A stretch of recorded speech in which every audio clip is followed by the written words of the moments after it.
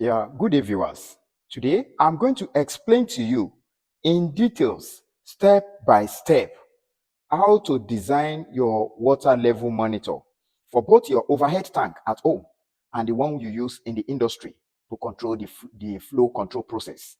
I'm going to explain to you. But before I explain to you in details, click the plus button on this video, like and share to the loved ones so that everybody is going to benefit from this video. So let's go. This is the wiring diagram for the automatic fluid level monitor control. Here, we are going to see the component used. This is the miniature circuit breaker. Can we see it? That's the miniature circuit breaker for the control. You can see the supply input and the supply output. So the output of this breaker is fed live to the input terminal of the contactor and the neutral also to the input terminal of the contactor. Now, the output of the contactor, live and neutral, is fed to our pump, the pumping machine. And you can see here, the pump is run down to the well with the pipe, and the pipe also run to carry the water into the overhead tank. Now, back to the connection here. Our contactor has the coil, energizing coil, which is A1 and A2. Once I put live and neutral here, this contactor become energized and closed. So in this case now, I tap off the neutral down to our indicator here. Can you see it? Tapping from the neutral to feed the indicator for power. Then also the same neutral, we tap it off to the common of our floating switch. You can remember in my past video, in the last video I posted before this, where I taught you how to identify the common terminal of your floating switch. Go and watch the video so that you understand what I mean by common terminal. So the common terminal of the floating switch is connected to the neutral. Why did I use neutral? Why not the live mains? It is because it's water, and this water is going to serve all our bathroom, toilet, and so on. So in case of leakage, neutral is safer. That is why we make use of neutral. So the common terminal of the floating switch flows down to the floating switch here, and when it is in this position, that is the lowest level of water in the tank, the common is linked with the lowest level terminal, and that lowest level terminal is the one that comes out here. So it is that lowest level terminal that is fed to feed our A1. Can you see it now? Which means the neutral to feed our A1 is taken. Let me trace it again. Can you see it?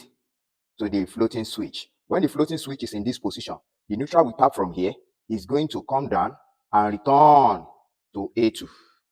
In order to show that our pump is running at that time, we tap from that neutral to feed the indicator for the pump. Can you see it? Pump on. Whenever the pump is running, this indicator will show green light, telling us the pump is running.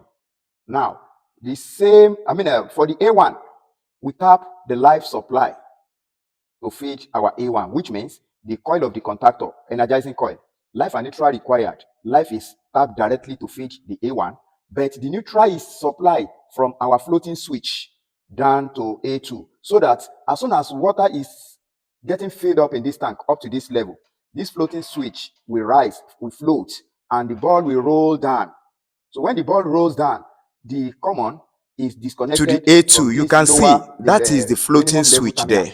And so when water gets to that level, it supplies the neutral.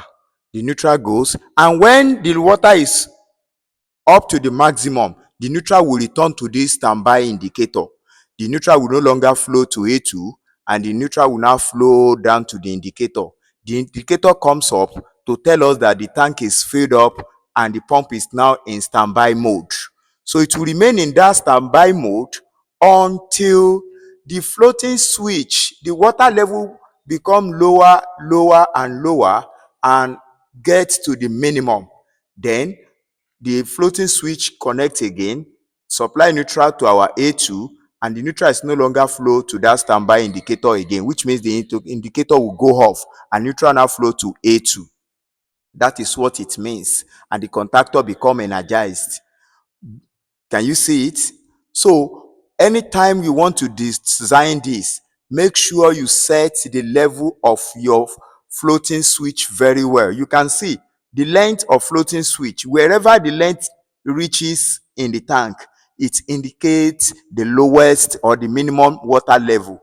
So if you don't set it very well, it will not allow your pump to rest before it starts again. So once it gets to that maximum I'm touching there, the pump will stop. And when you drain the water again and it goes back to this lowest level, the pump will start. So make sure you lower the minimum so that your pump will be able to rest very well.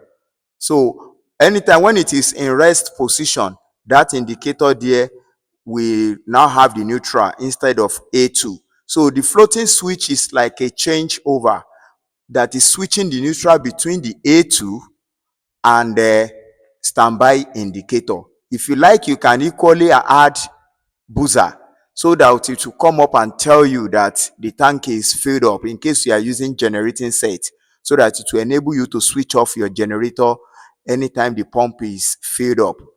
You don't need to go and turn it off. The automatic fluid level monitor will switch off the pump by itself.